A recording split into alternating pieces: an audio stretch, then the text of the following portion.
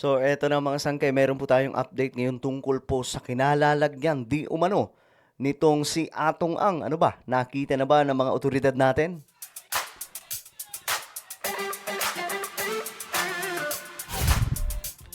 Yo, what's up mga sangkay? This is me, I'm back. We are back dito sa ating vlog today.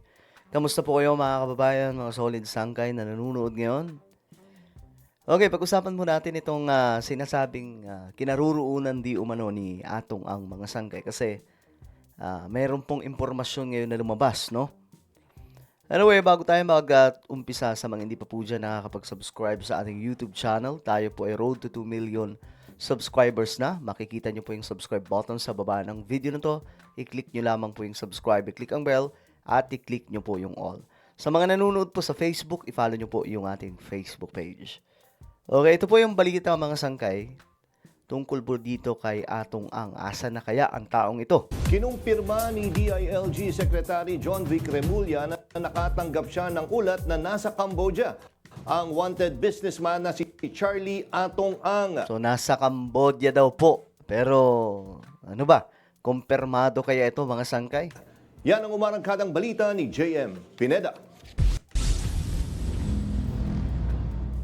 Higit isang linggo na nang ilabas ng korte sa Laguna ang arrest warrant laban sa negosyanteng si Charlie Atong Ang.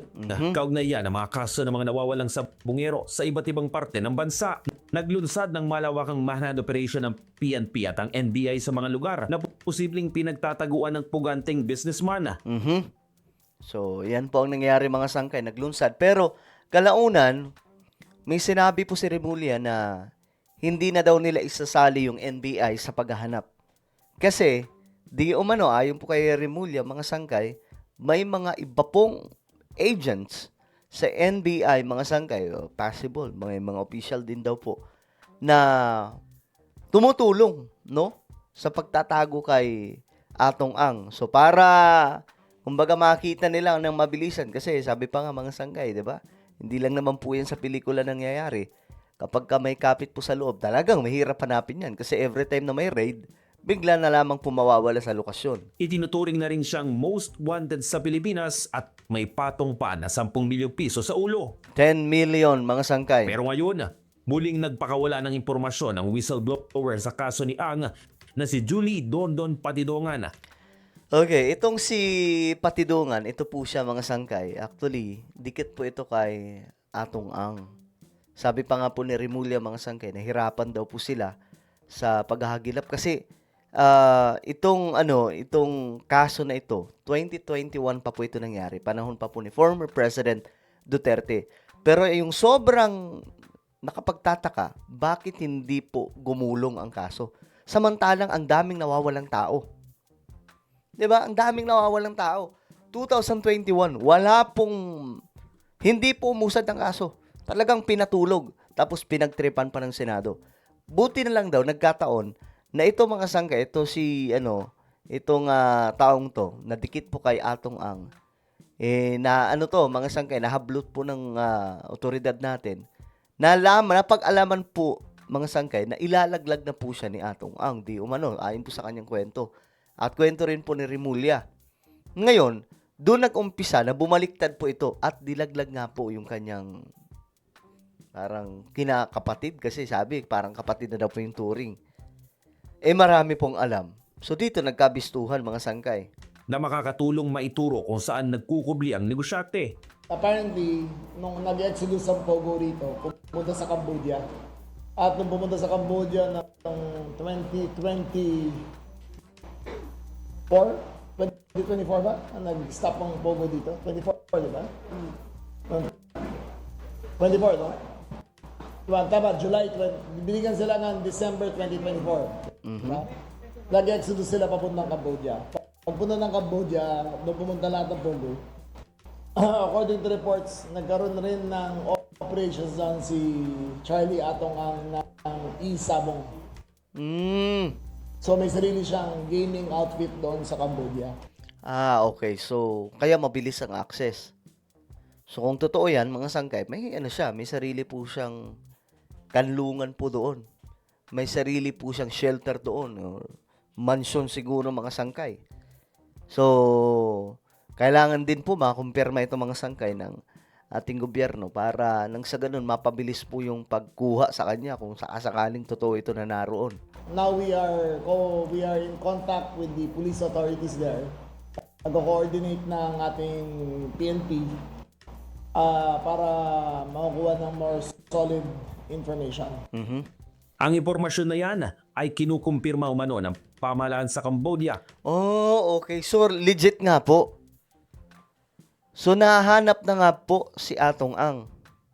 Pero, nasa Cambodia.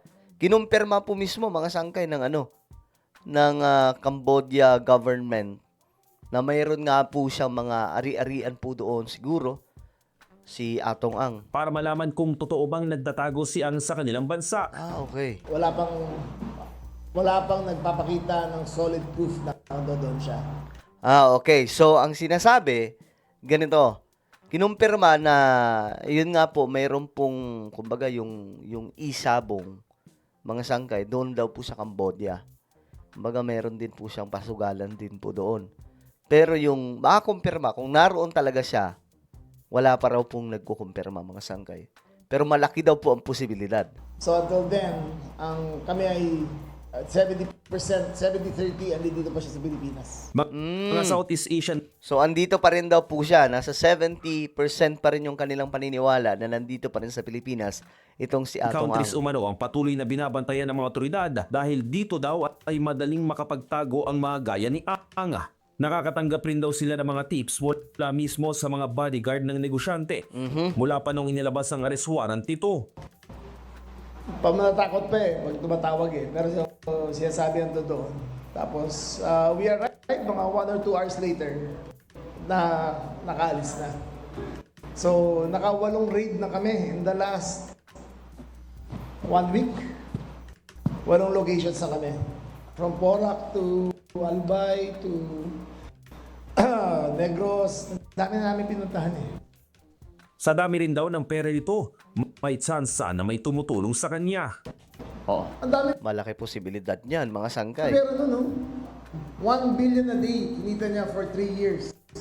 Can you imagine how much money he has? Grabe. 1 billion a day for 3 years. So, nothing is beyond this reach kung ganun karami ang pera niya. Backdoor naman ang tinitignan ng mga otoridad na posibleng dinaanan ng puganting negosyante dahil wala pa ring trace ng paglabas nito sa bansa.